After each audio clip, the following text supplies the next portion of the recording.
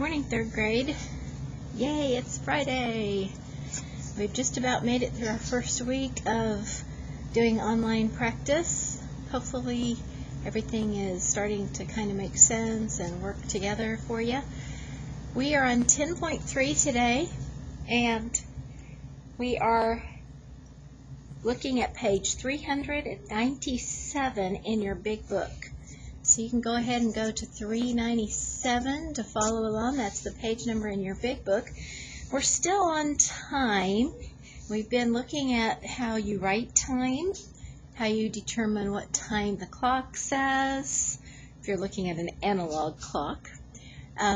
We talked about AM and PM yesterday because there's two sections of our day, AM and PM. Today we're going to go to intervals, and what that means is this yellow word, elapsed time. It means how much time did you take to brush your teeth, or how much time did you spend washing your hands, get all those germs off, or how much time did you spend sleeping last night, how much time did you spend practicing your piano, or how much time did you spend on PE today. So it's how much time has passed from a beginning point to an end point. And we have a couple ways to do that. One, we could just count 1, 2, 3, 4, 5 from wherever we started. Or we can do some kind of skip counting.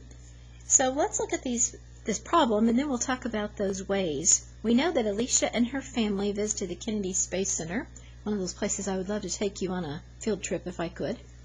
They watched a movie. It began at 4:10, so we know that's the beginning point, and ended at 4:53.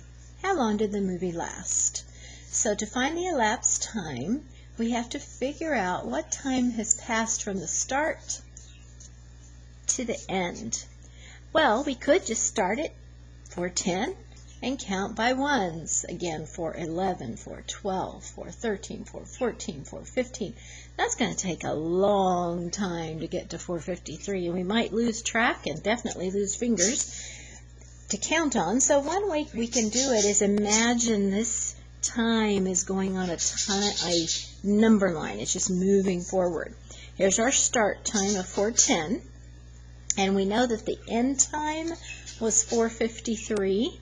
So we can write the end time at the end of our number line, and then see what's between. By instead of counting by ones, we can skip count by tens.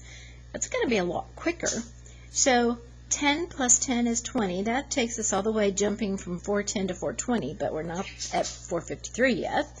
So we could do another 10 minutes. That would take us, what is 4:20 plus 10? 4:30 for skip counting. We're still not there, so another 10 takes us to 4:40, because 30 plus 10 is 40. Another 10, 4:50. Now, here's the problem. I can't add another 10 because that would be 5 o'clock. It would take me right on past where I need to be. So now I have to kind of slow down. It's like you're driving your car along pretty fast and you're getting close to the stoplight. You have to slow down so you can stop when you get there. So now we're just going to add ones. 1 minute. If we add 4:50, 1 minute, it's 4:51. One more, it's 4:52. One more takes us to 4:53. Now this doesn't help unless we add all that up. So they've written it for us here, so we don't have to rewrite it. All of our tens and our ones, we add it up. We can just add it in your head, because you can do this. 10, 20, 30, 40, 41, 42, 43. So when we're adding the tens, we just skip count up by 10, and then the 43 minutes is how long this movie that they watched took. It lasted 43 minutes. The elapsed time for the movie was 43 minutes. So our next one shows an analog clock. And analog clocks are harder for people because the hands go around twice during a day. We have to remember AM and PM. So we're looking at the same times from our first question, that movie. We want to look at it on the analog clock now. Still starts at 4:10, still ends at 4:53. But when we put it on the analog clock, it just seems a little more difficult sometimes to people. The 4 is the hour, so that's our shorthand, and it's going to be just after the 4 because 10 is a little bit after 4, right?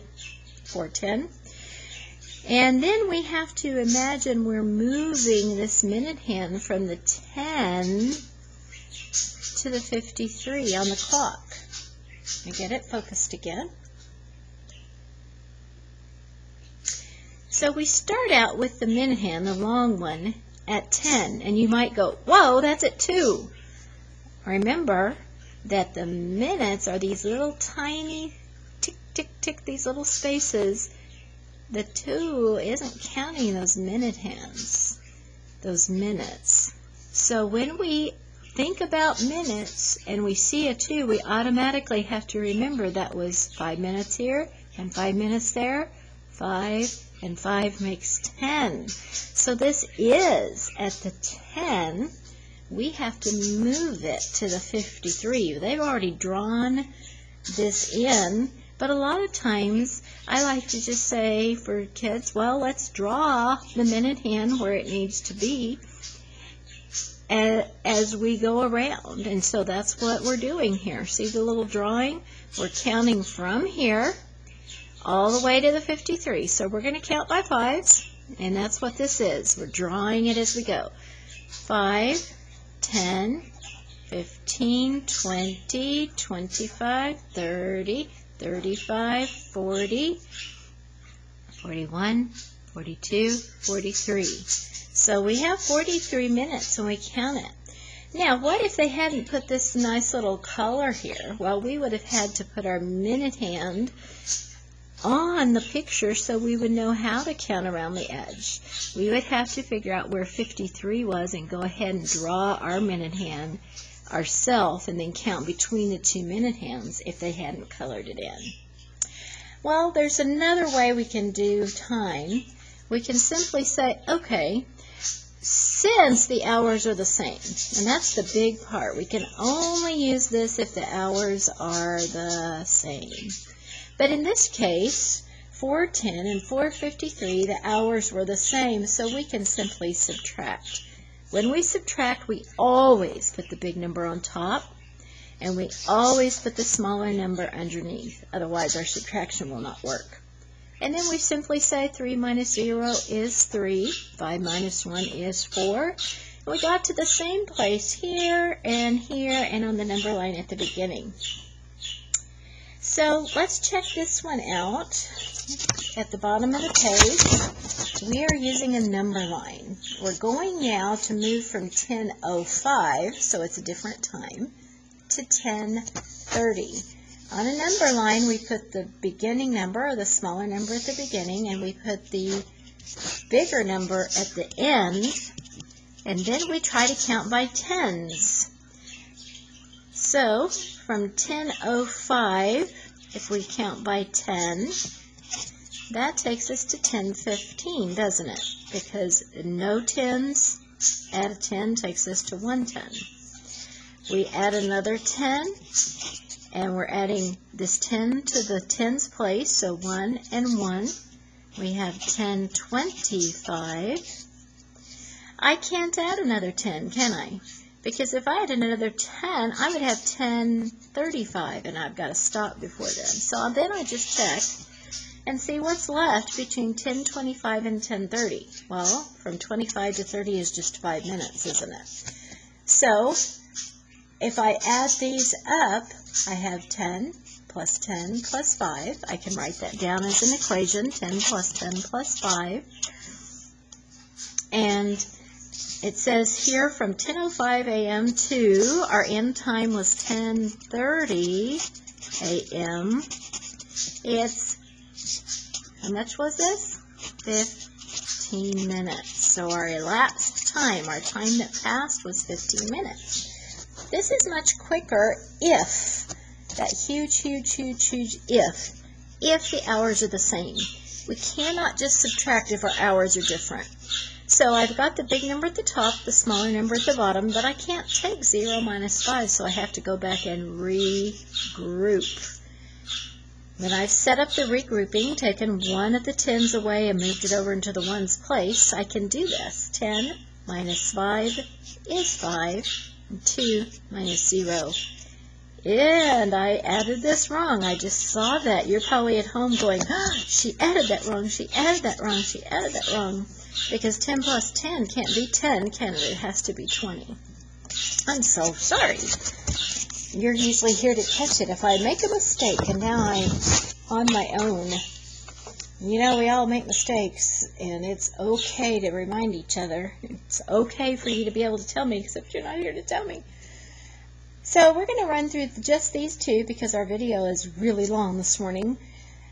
We have 11:35 to 11:54. So we, on a number line, we would start with 11:35 and put a big number on the other side, 11:54.